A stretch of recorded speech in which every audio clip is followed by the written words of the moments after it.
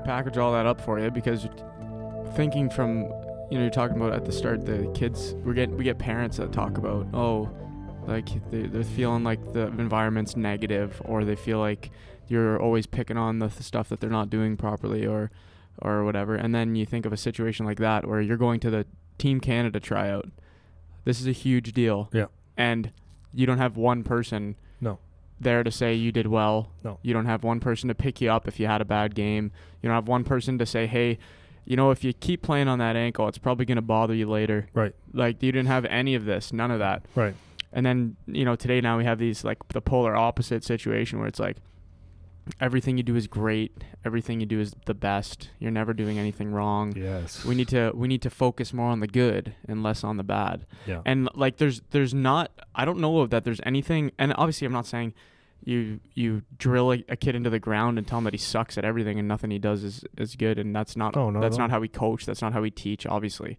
But like, kids need to know what they're not doing well in order to improve, right? And they need to be able to handle like honesty about that, right? And if you have an asshole coach, obviously that's not what I'm talking about. I'm not saying you need to go, hey man, your shot is just shit, like, you suck, man. I don't even know what to tell you.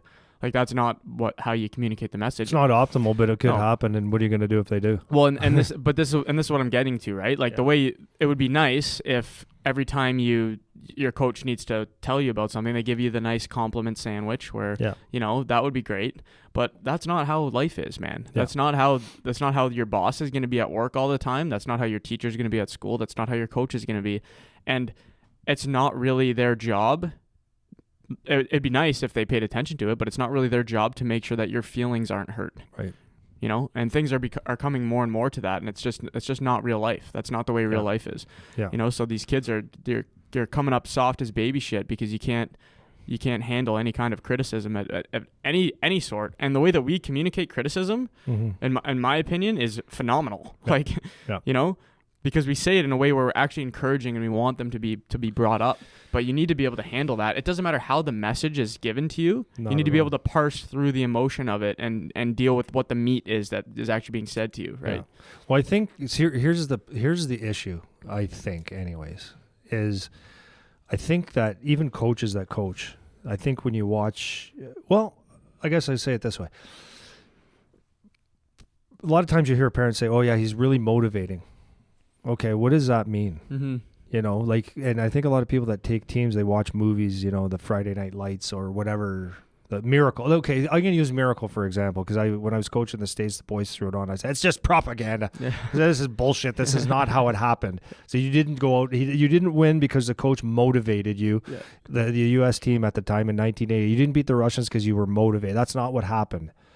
Okay, so it's like, if something else happened, they got, 1 out of a million times it happened to work out that day. They worked hard. They give them all the credit in the world and all that stuff. That was because it wasn't because Herb Brooks was motivating. Mm-hmm. Motivation doesn't last. It's not coaching. And I think a lot of people, when they coach, they see you can do it.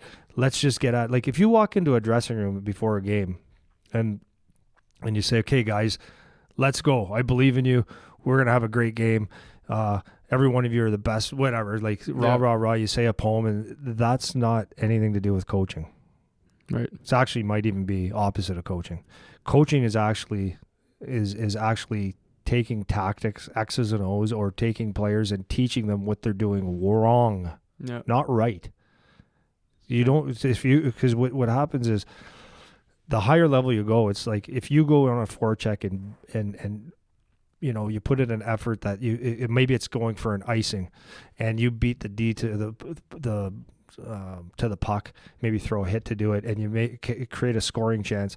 When you go to the bench, the coaches and go, "Wow, that was great! Way to go! Keep doing that." That's expected. Yeah, that's what you're supposed to do. That's your job, actually. Shift after shift after shift, and practice after practice. Mm-hmm. Your job is to give 100% and to do what no one else is willing to do. That's what the expectation is. So when you don't do that, that's where coaching comes in, because the other is expected. If you play in the OHL or the NHL, you're expected to be, if you're a 50-goal scorer and you put an unbelievable goal in the back of the net, that's what your job is actually. It's not. That's why you're the 50 goal scorer. Yeah, you don't say, oh, wow, keep doing that. Like, that's, you're awesome. No, that's what your job is, so do that. And if you're a guy that, you're the penalty killer and you block 3 shots, they don't praise you and tell you how great you are. They expect that from you. That's your job.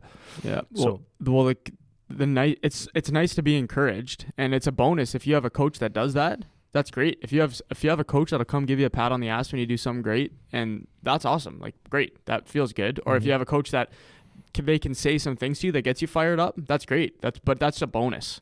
That should not be expected. Yeah. And if you're as the player, that should not, and as a parent too, actually, that shouldn't be expected that your coach is going to coddle. It's a bonus if you get it, but your kid should be able to go into that and extract out from the coach the things that are coaching.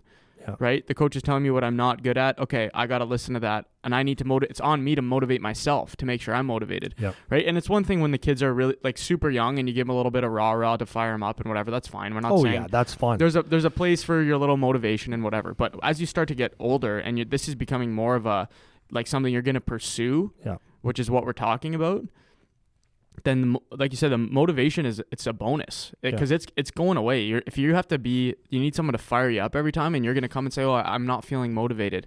You're mostly not going to feel motivated. Yeah. Right. You're going to have little blips of times when you're motivated, but if you're not, and then some coach comes and smacks you with, hey, you didn't get the puck out. Like, what are you doing?